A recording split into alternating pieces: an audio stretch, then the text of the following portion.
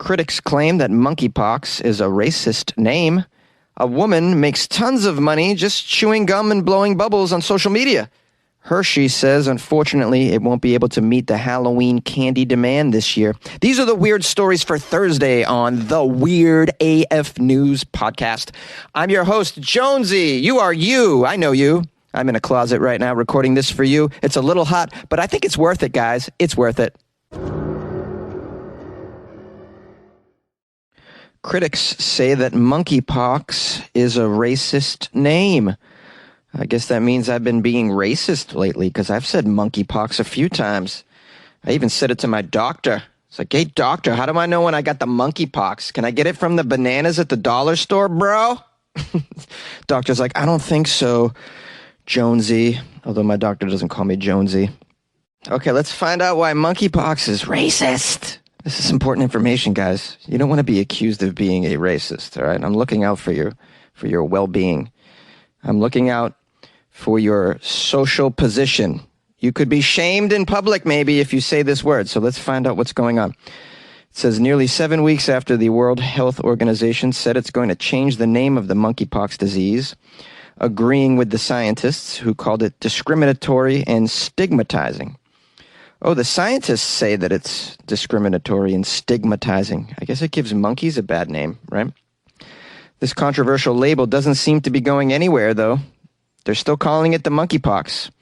Critics say the name monkeypox plays into racist stereotypes about black people, Africa, and LGBTQ people. Is that so? I didn't know that. I don't associate that. I mean, from my understanding that monkeypox is more ubiquitous in the LGBTQ community, but I don't like think that the LGBTQ community has anything to do with monkeys. That doesn't come to mind at all. I think people are making a little bit of a leap here. I don't know. Am I off base here? But I don't know. I don't think monkeypox. I don't think, oh, you guys are a bunch of monkeys. Ha ha. I'm not 8 years old. What the hell? Scientists also say, in addition to it being a racist stereotype about black people and gay people, they note it falsely suggests monkeys are the main source of the virus. Yeah, it definitely does that. I assume from the name that it was from monkeys. Am I wrong? I really don't know all of the information. I really don't. I just assume it came from monkeys because you called it monkeypox. I didn't assume it came from some ethnicity because you called it that. I don't know why people are accusing us of that. Oh boy, wow, we're walking a very tight rope, guys. Could be canceled any moment here and removed from my closet. And I'm just trying to figure out how the world works. That's all. Just trying to figure it out. You know, I have no mean intentions. I don't have a mean bone in my whole body. I'm just trying to figure out the world. Not trying to insult anybody. We have a doctor in the story with a name I can't pronounce. I'm not going to attempt because then people will call me racist, I think. The doctor says monkeypox should be renamed for two major reasons. First, there is a long history of referring to blacks as monkeys. Therefore, monkeypox is racist and stigmatizes blacks. Secondly, monkeypox gives a wrong impression that the disease I couldn't get it out. The disease is only transmitted by monkeys. This is wrong, the doctor adds. It's not transmitted by monkeys. Okay, so is it going to be changed or what? When asked for an update on the WHO's name-changing process, their chief scientist said that, as far as we know, we have not received any proposals for a name to replace monkeypox. We are open for suggestions. All right, I got some suggestions for you over at the WHO. How about Icky-pox? How about that? That way no one's offended. Icky-pox, guys. Oh, you got the Icky-pox? I said Icky-pox. No one can be offended. Icky, right? Oh, except for all the people who are named Icky, like Icky Woods, the former running back of the Bengals. This is kind of a nightmare situation. Do you guys have any suggestions on what we should call this? I imagine whatever you come up with, it's going to offend some group or somebody out there. And, you know, we have an epidemic of feelings getting hurt right now, guys. I don't want to add to that. I don't think we should. I think we should make people feel better. Can we call them, how about we call them rainbow pox? Would that be? No, that's not a good idea either. How about we just call them pox. How about that? Can the phrase offend anybody? I don't think that's really a word. So it must not be offensive if it's not a real word. Pox. Well, I don't know what to do about this, guys, and it's a very serious situation. The longer we wait with the name change, the more people's feelings are going to be hurt. So call the show and tell me how we can fix the situation. I'm open to any suggestions, too. 646-450-2012, guys. A woman is making a good amount of money just chewing gum and blowing bubbles on social media. A bizarre talent helps a German woman earn more than €700 a month. I wouldn't call chewing gum a bizarre talent. I wouldn't even call it a talent, but maybe she does some special things with the bubble gum. Let's find out. Does she blow bubbles with her nose or out her butt? I'd watch that. Especially out the butt. You can blow bubbles out your butt with bubble gum? I'm impressed.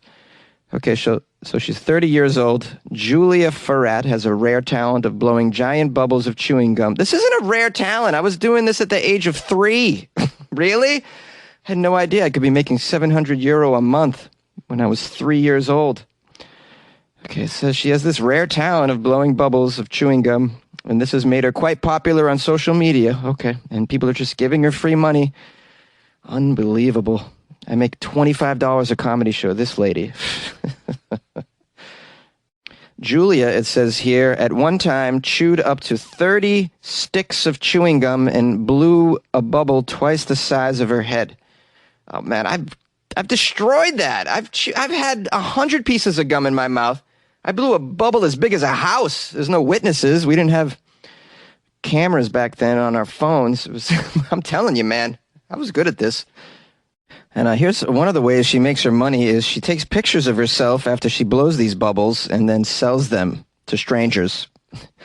There's probably like a chewing gum fetish out there, I'd imagine. It says here, for this, quote, business that she has opened on social media as well, she's invested some of her own money, €5 a month on large quantities of chewing gum. That doesn't sound like a lot on chewing gum. €5? That doesn't get you much. All right. This isn't a huge investment. Julia forayed into bubble blowing after one of her friends, as a joke, told her that she can sell clips and images of her chewing gum and blowing bubbles. Here's a quote from Julia. That's how it says she forayed into bubble blowing. Like, we've all blown bubbles.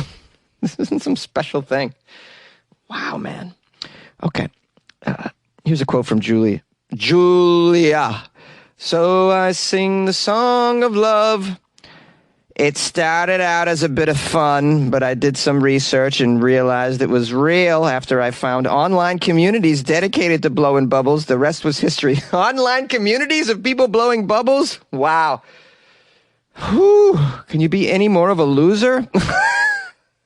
Sorry. Just speaking my mind. A community of people blowing bubbles. What are they, 6? What the hell, man? People need to get a life. I'm sorry. People get joy out of this. Oh, boy. Okay, they get joy out of it. Let them have their joy. They're not harming anybody with the bubble blowing unless they put it in someone else's hair. So let them have have their festivals of bubble blowing. Okay. It says here she started sharing her content on a website called my.club. Is that like OnlyFans for bubblegum? She soon started gaining an audience. My fans are happy. Oh, no, I need to go back to the other voice. My fans are happy that I am able to supply them with the content that they want and sometimes cannot find elsewhere. They can't find this content anywhere. They can't find anybody blowing bubbles in the world. They don't have nephews and nieces. They could just... Anybody can blow bubbles. You could just blow them yourself in a mirror. Now you're watching someone blow bubbles. Wow, a lot of fun. You don't have to spend any of your money. She stated that she receives requests for customized content that can differ in bubble sizes. They also ask her to wear specific outfits and shoot at various camera angles. Okay, something else is going on here. I didn't look at the account. Is she blowing bubbles in her bikini? Oh, all right. I had to go find a photo of her because in this article, there is not one. And she is very attractive, so that's what's going on. She's beautiful. So, she's like a beautiful, blonde hair, blue-eyed woman. Julia earns a substantial amount of money, but prefers keeping this as a side hustle. Oh, you mean you don't want to dedicate your entire life to blowing bubbles? That's nice. She primarily works in marketing, and in addition, she has a degree in architecture and civil engineering. She uses the extra cash to treat herself more often. She also says, I legitimately enjoy bubble gum and blowing bubbles. It's fun. It's fun to challenge myself and create content that people request. People request this. I can't believe people request this. Here's what they request: for you to take off your top. Julia, that's what they're really requesting. Please take off your top. Yeah, we're not dumb. We know what's going on here. She stated also that chewing gum and bubble blowing is a form of fetish that caters to a wide audience online. It's a form of fetish. Wow, yeah, people are into it. I suppose people are into the most outlandish behaviors, and they get excited about such behaviors. It blows my mind. And if you have a chewing gum bubble blowing fetish, I mean, we need to keep you away from the playgrounds, is what I'm thinking. You should be on a list, okay? If your fetish is strange enough, there should be a list where you go on that. Hershey says they won't be able to meet the Halloween demand for candy this year. This is some bad news for Halloween enthusiasts. I'm so sorry.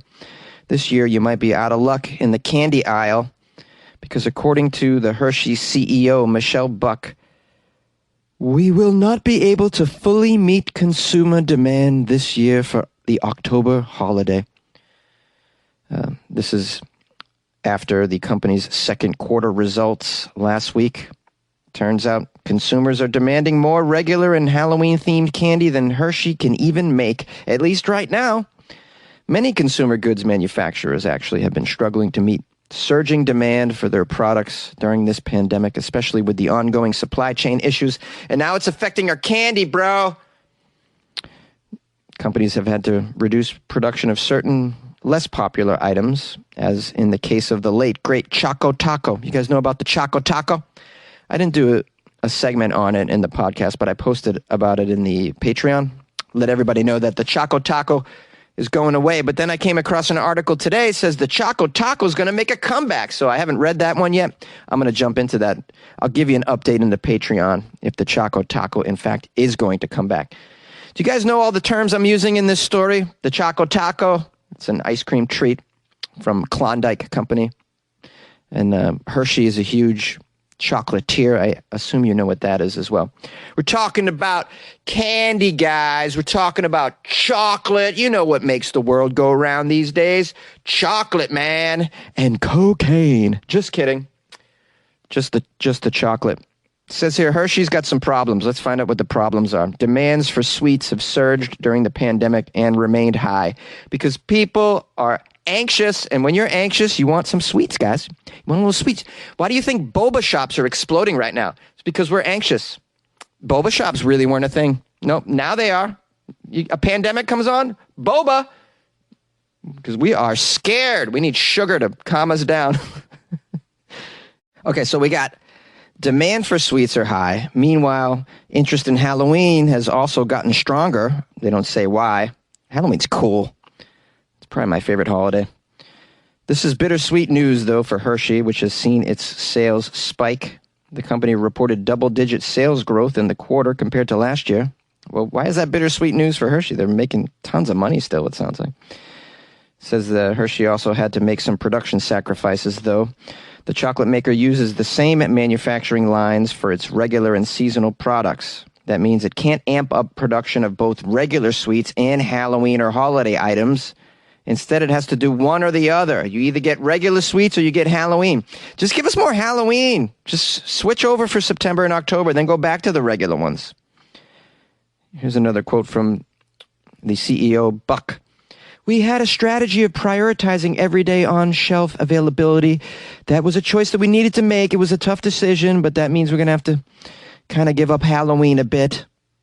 Well, what's going to happen? What's the fallout? Is there going to be no trick or treat this year? What's going on? No, guys, don't worry, because there's other companies. Hershey's competitors Mars Wrigley, which makes M&Ms, Snickers, Skittles, and other candies. A company called Brock's. They're going to be busy this Halloween season. They are not letting up at all. And so you will have some choices, thankfully, because we can't not have Halloween candy. Come on, guys. That's like having a bachelorette party without 4 Proud Boy strippers, right? You guys like Proud Boy strippers, right? You know, the ones with the mullet? You like podcasts? You're listening to my podcast. Maybe you thought to yourself, I'd like to make a podcast. Too difficult. No, not with Anchor. Anchor has free creation tools that allow you to record and edit your podcast from your phone or your computer. Anchor distributes your podcast to Apple, Spotify, Stitcher, and more. They have advertising integration, so you can even make a little money off your podcast. Everything you need to make a podcast in one place. Download the free Anchor app or go to anchor.fm to get started. And good luck with your podcast. Good luck with your creation. Good luck with your life, man. Yay! Hey, what's up, y'all? Welcome to the outro. It's your host here. Still with you. Thanks for continuing to be with me. I have a lovely review that I want to read on Amazon. It's fabulous. It's from Chelsea. She gave me 5 stars and wrote peak entertainment. Peak entertainment. How about that? Chelsea says, if you don't like it, move on. I like that. It's a good start. If you don't like it, just move on. It just wasn't made for you. Weird AF News is a great concept for a podcast with excellent execution by JONESY. I started listening every morning since the real news has been nothing but bleak these days. He definitely gives me something to think about or talk about for the day. I was super excited when one weekend I suggested a story, and it was the very first story he covered on Monday. You can tell this is his passion project. I mean, come on. He records in a mega hot closet every weekday for you, the listener. Be grateful. Thank you, Chelsea. Chelsea, you spoke my mind. Yeah. If you don't like it, move on. No, but people have pathology, Chelsea. They have pathology. They can't move on. They feel like they have to then pull up a website, open up an account, and then express themselves because they weren't listened to as children. Or they're in a relationship with a person who isn't listening to them. So now they got to go out in the world and give everybody their unwanted opinion. So it's pathology. You got to feel bad for these people at the end of the day, right? I mean, I'm just trying to show you my human side, guys. Anyways, thank you so much for the review, Chelsea. That was phenomenal. Phenomenal. I got a couple phone calls I'm going to publish after this. If you guys would like to call the show, the number is 646-450-2012. Just a heads up, tomorrow is Friday. We're going to do Florida Friday. As you know, all the weird news from this week out of the state of Florida only. So send me Florida articles if you come across them. Send me recent Florida articles, please. My email is funnyjones@gmail.com. If you'd like to join the Patreon, because you want to get an update on the Choco Taco, that's a good reason. Go to patreon.com/weirdafnews. Or weirdafnews.com. All right, guys, we'll see you tomorrow. Bye-bye. Jonesy, you did it again. So this time I had to call in and correct you. This is like, I don't know, the second or third time lately that you've gone down a list of bands from Boston, and you have not mentioned Boston, the band. You know, like More Than a Feeling, rock and roll band. Those are the only ones I can think of right now. And I've been drinking, otherwise I would know all these details. But they had a great story. I think it was like one guy, like an MIT professor in his basement, that recorded all this music and played every instrument and did every part and then like released a whole album. Just look it up. Look up Boston, or somebody else call in and correct me on these details if I'm getting it wrong. But yeah, absolutely. More Than a Feeling is such a banger, like such a good song. Man, God. The other bands you mentioned are great too. I really love Aerosmith. Aerosmith was actually my first concert when I turned 18. That was my birthday gift. I requested from my parents. I wanted a concert T-shirt and I wanted to go see Aerosmith. So I went with my dad and my sister and we had a kick-ass time. Love it. Love Steven Tyler. Love Aerosmith. Love Boston also, the band. I haven't been to Boston, the city. I would like to. I haven't been to the East Coast at all. Should probably. My son wants to drive to Michigan, get on a boat, and sail through all the Great Lakes to New York. Does anybody know if that's possible? I would love to do that for him. He's going to be 7. It seems like a cool adventure for a 7-year-old to come up with, you know? Anyway, I love you. Love the show. Keep it up. Good luck with your life, man. Jonesy, hi. It's Chelsea Levy, your most recent patron. You got my name right the first time. Either way, Chelsea the Great, I'll take it. I really wanted to reach out because I have my own favorite weird news story. Don't want to take your thunder or anything like that, but this one's kind of old. I figured it wouldn't exactly be your cup of tea for the show, but I'll give you the quick version. Back in 2017, in my hometown of Syracuse, New York, there was a AAA tow truck driver pulled over on the side of the road to help a member out changing a tire. And a pedestrian walking by, decided to commit a crime of opportunity and hop in the vehicle and take it for a joyride. Over the course of 7 miles and 30 minutes, cops chased him. The truck ran into, other vehicles, regular civilian vehicles, and it wasn't stopped until it hit a fire truck in I believe the Salvation Army parking lot, something like that. It was just so ridiculous, and the gentleman was quoted afterwards as saying that was some Grand Theft Auto stuff I was out there doing. I was just reeling because at the time I'm thinking, man, my ex-boyfriend is a AAA truck driver in Syracuse still, and lo and behold, it was my ex's truck that got stolen. The man who did it, I guess, was out of jail and wanted to go back to jail, and that's what he did. Cameras show him dancing in the truck and smoking cigarettes and loving life. So that's my favorite weird AF story.